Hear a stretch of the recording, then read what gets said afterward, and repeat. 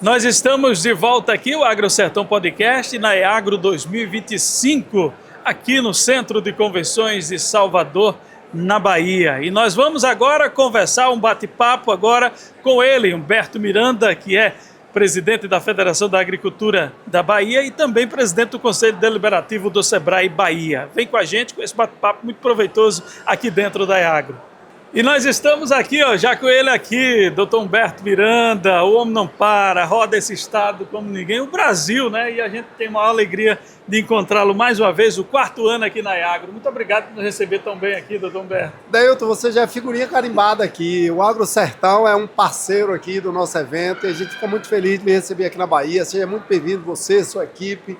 E parabéns também pelo trabalho que você faz, não apenas aqui na Bahia, mas no Brasil, no Nordeste inteiro, em especial lá em sua terra, o Rio Grande do Norte. Então, seja muito bem-vindo, mas você já é de casa. Então, vamos tocar aí, que estamos juntos aí, vamos fazer mais um EAGRO aí, pedir a Deus aí que tudo aconteça da melhor forma aí, para atender as expectativas de muita gente que já está aqui, mesmo antes da abertura oficial.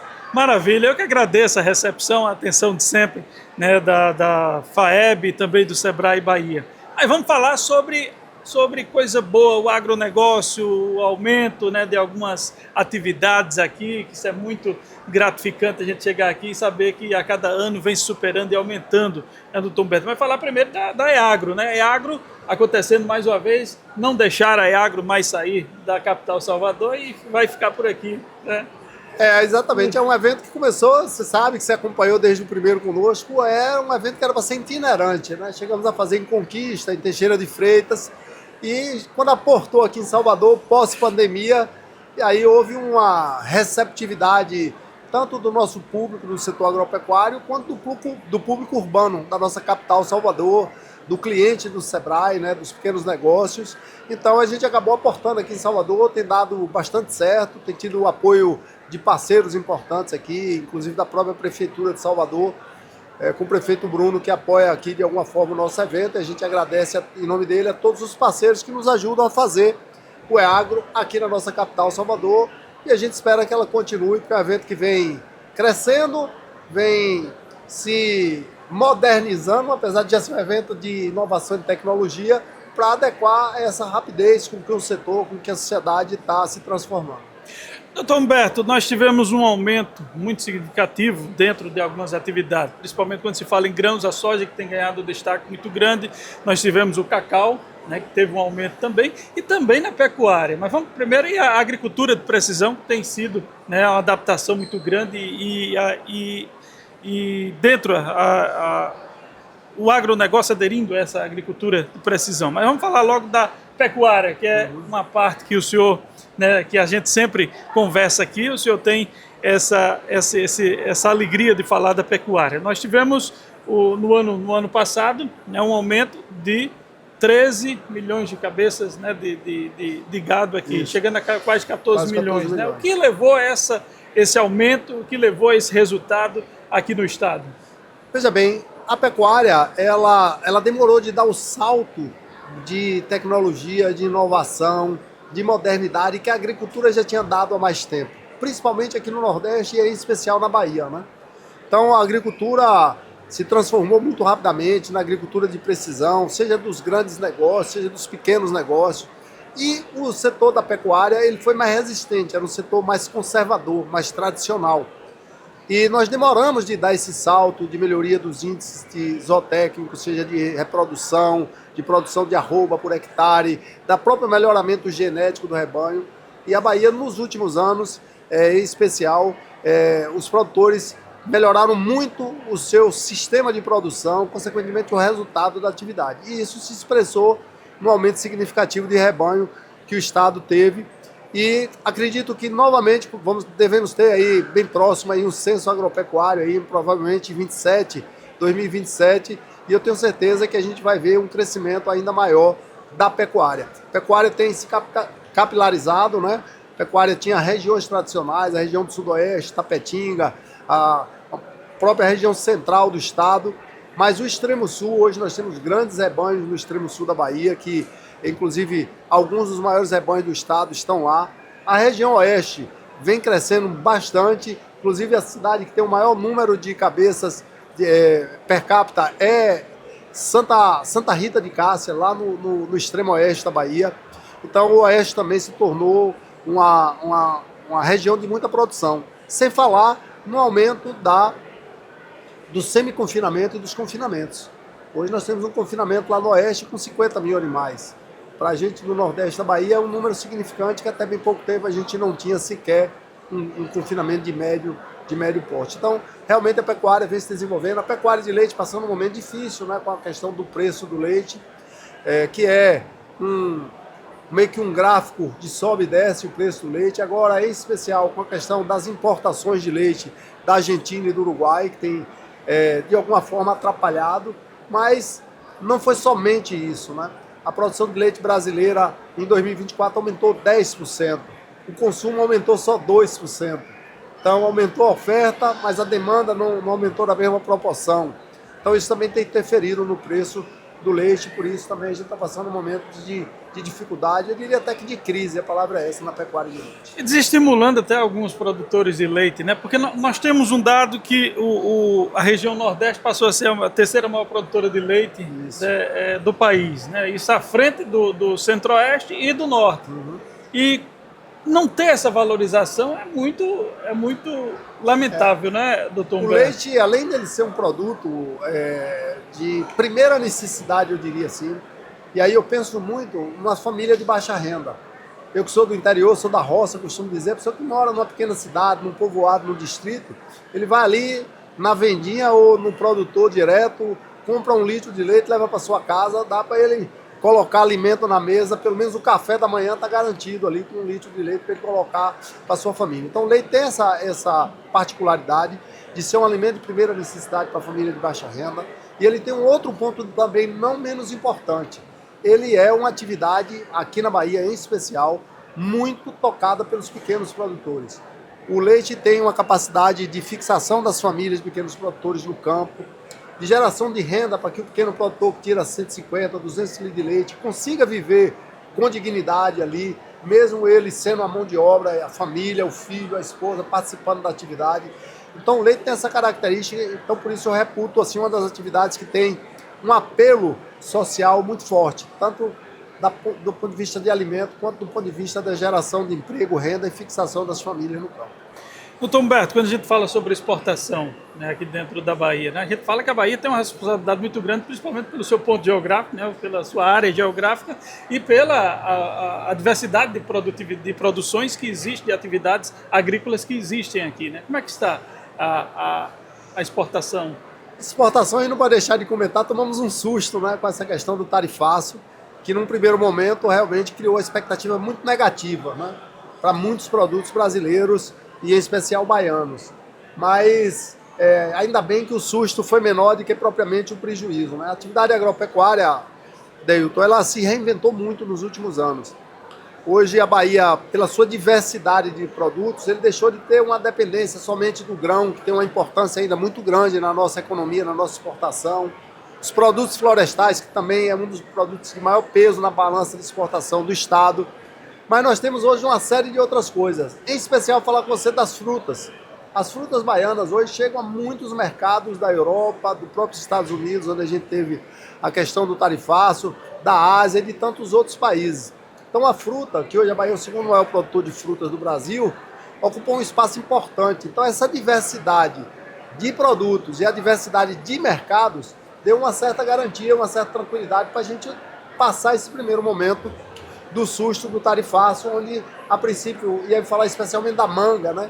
Que é um produto que a gente coloca boa parte dele no mercado americano e que de uma hora para outra fechou praticamente com a questão do tarifaço. Então nós perdemos competitividade lá. Mas a manga brasileira, a manga baiana conseguiu abrir rapidamente outros mercados, até nacionais mesmo, de outros estados e internacionais até, e a gente conseguiu passar essa transição aí dessa negociação política e comercial do tarifaço. Então, os produtos de exportações têm sim um peso muito importante para a economia baiana. Eu costumo dizer para as pessoas mais simples entender com mais facilidade que a exportação é aquele dinheiro que a gente pega do vizinho lá de outro país, traz e bota para movimentar a nossa economia aqui. Gerar o emprego, gerar renda, movimentar uma fábrica quando é um produto industrializado, ou movimentar o campo quando é um produto primário.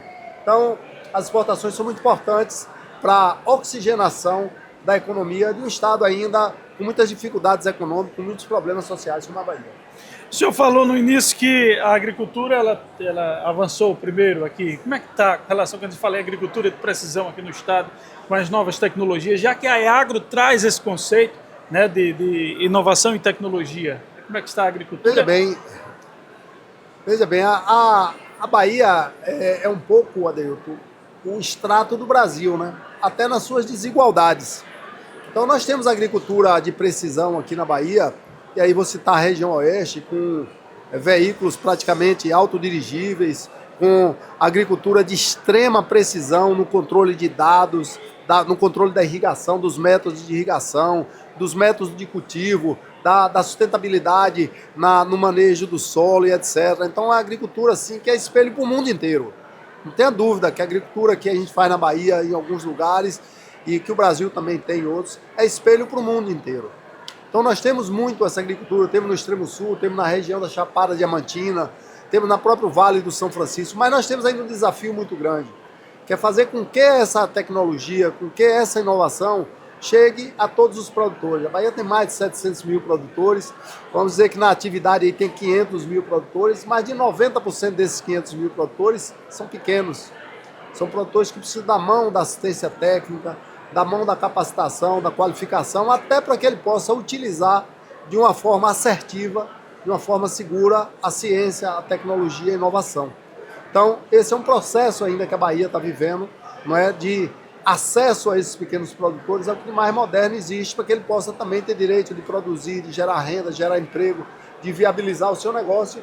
E essa é uma das missões da Federação da Agricultura, do Senar, e tantas outras instituições aí, que tem também se esmerado em procurar levar para esses produtores essa oportunidade de ter acesso. Eventos como esse aqui também é um momento, né, da gente dar visibilidade a pequenos negócios aí que o Sebrae faz muito bem, ou mesmo do pequeno produtor que está aqui, entender uma nova tecnologia, ver que ela, dentro do possível, ela também é acessível ao negócio dele, e a gente ir multiplicando essa revolução do bem, essa transformação que é tão necessária para a sociedade e para o nosso setor produtivo. Doutor Humberto Miranda, ele é presidente da Federação da Agricultura, né, que tem feito uma atuação. Vamos falar agora da Federação da Agricultura, como é que tem sido a atuação. Eu digo que o agro não para e o Humberto Miranda também não para, porque sempre que eu estou olhando lá o Instagram da Federação, ele está em uma região diferente aqui do estado. A Bahia é um país, né? É o tamanho da França, Adeilton. Então, não dá para, mesmo correndo, acompanhar tudo que está acontecendo na Bahia, né? A gente está aqui, por exemplo, estava conversando com o pessoal do Oeste, está acontecendo um grande seminário de irrigação lá na região Oeste, né, para falar de novas tecnologias no que diz respeito à inovação. E nós estamos falando de que estamos a 1.000 quilômetros de lá do Oeste. Então, é um desafio muito grande você conseguir acompanhar tudo que está na Bahia. Mas a gente vem, nesses últimos anos, aí, falando um pouco da Federação, do Senado, do nosso sistema, num processo de centralização da gestão. Eu acho que eu cheguei a falar isso ano passado contigo, e esse ano a gente materializou muito isso, que é construir centros regionais nas mais diversas regiões do estado, para a gente poder levar o nosso modelo de gestão, o acompanhamento mais para perto do produtor rural. Então hoje a Bahia já conta com 9 centros regionais, só esse ano a gente inaugurou 4 centros regionais, Irecê, Miguel Comum, semana passada Tapetinga, Itamaraju. Então a gente tem se esforçado para, com a economia, fazer grandes centros. É bom você ir visitar um centro desse para você ver como é um espaço adequado. Eu diria que até um espaço honroso para o produtor entrar, bonito, com qualidade, com equipamentos de última geração, com espaços adequados, com auditório, enfim, com laboratórios. Ou seja, para promover o acesso ao produtor nessas regiões, o que a gente está vendo aqui, dentro do possível, no dia a dia da atividade dele lá. Então, a Federação encampou esse acesso à descentralização da gestão. E 2 pontos também, que eu não poderia deixar de falar aqui, que também são 2 prioridades nossas, e a gente vem se esmerando nisso, é que nós temos um problema de falta de mão de obra no campo. Eu diria que a falta de mão de obra, não é no campo, é na sociedade. Se você precisar de uma colaboradora para a sua residência lá, para ajudar a sua esposa, você não acha. Se você tiver um comércio, precisar de uma pessoa no balcão, você também tem dificuldade de achar na indústria, no serviço, não é diferente na agricultura. Então esse é um tema que a gente precisa discutir. Ver causas Quais as causas que têm levado a isso? Tem a questão dos programas sociais, que limita que essas pessoas possam, concomitantemente, assinar carteira. E nós, como sociedade, não podemos ficar calados de chamar para a mesa os governos municipais, estadual, federal, para discutir essa questão da falta de mão de obra. O Brasil hoje aparece nos números que tem 6% de desemprego, que seria uma taxa espetacular se ela fosse real. Mas não pode ser real, porque nós temos em vários estados brasileiros, se não me falha a memória, 8 estados brasileiros, onde tem mais pessoas recebendo os programas sociais do que com carteira assinada. Essas pessoas, naturalmente, que estão nos programas sociais, não procuram um emprego. Consequentemente, não aparecem na estatística como desempregado procurando emprego. A informalidade, outro problema na sociedade, em todos os setores, na pequena indústria, no pequeno comércio, na pequena agricultura. Essa informalidade que às vezes a pessoa está ali também não aparece. A pessoa como procurando um emprego, da pessoa que está ali na esquina vendendo numa barraquinha frutas, ou está ali fazendo unha, alguma coisa ali num local muito dignamente ganhando seu dinheiro, mas muitas dessas pessoas não estão formalizadas. Nós temos que resolver esse problema.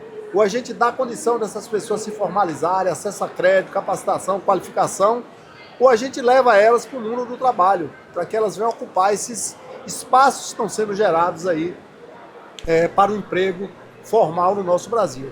Então são questões que a gente precisa voltar a discutir. Então a federação, muito preocupada com isso, tem feito, em especial nesse último ano, um trabalho muito forte com o jovem do campo, com a mulher do campo, que a mulher do pequeno produtor rural, ela é um outro tema esse. Ela sempre foi muito discriminada do ponto de vista do trabalho no campo. Ela era a dona de casa, a mulher que lavava roupa, levava o filho para a escola, fazia comida para levar para o marido na roça. Estou falando do pequeno produtor. Mas essa mulher não se incorporava ao processo produtivo. E essa mulher, consequentemente, queria ir embora do campo para arrumar um emprego na cidade e acabava levando o marido e a família. Esse desafio da gente promover a inserção da mulher, a inclusão da mulher nesse ambiente produtivo das pequenas propriedades, ela faz toda a diferença. Econômica, social, de geração de oportunidade para as pessoas e de fixação das famílias no campo, que é um tema muito interessante e tão necessário. Então, nós temos feito um trabalho que ainda está começando, mas já começamos a surtir efeito de manutenção dessas famílias no campo, com promoção de trabalho para a mulher e para os jovens do campo, que a gente imagina que é uma sementezinha do bem que a gente está plantando para no futuro a gente ter mais gente no campo, uma sociedade mais participativa e melhor para fazer a gestão do nosso negócio rural. Doutor Humberto, eu queria ter mais tempo aqui para a gente, mas já vai ter a abertura em instantes, né? E o senhor irá participar. E para mim é sempre uma alegria poder ter esse bate-papo, ter essa conversa com o senhor e poder entender sempre mais. Eu já estou entendendo bastante, estudando bastante o agronegócio baiano, né? Que bom. Que bom, você é sempre muito bem-vindo. A gente agradece aí mais uma vez a participação de vocês. Sempre muito bom ter a presença da imprensa, e principalmente a imprensa qualificada, né? Que provoca os assuntos de interesse da sociedade, que questiona, que faz com que a boa informação chegue a todos os brasileiros, né? Então, parabéns, conte sempre conosco aí, parabéns aí pela presença de vocês aqui no nosso EAGro. Conversamos com Humberto Miranda, ele que é presidente da Federação da Agricultura aqui da Bahia e também do Conselho Deliberativo do Sebrae Bahia. É o Agro Sertão trazendo para vocês o nosso podcast aqui dentro da EAGro. Um oferecimento Sebrae Bahia e FAEB Senar.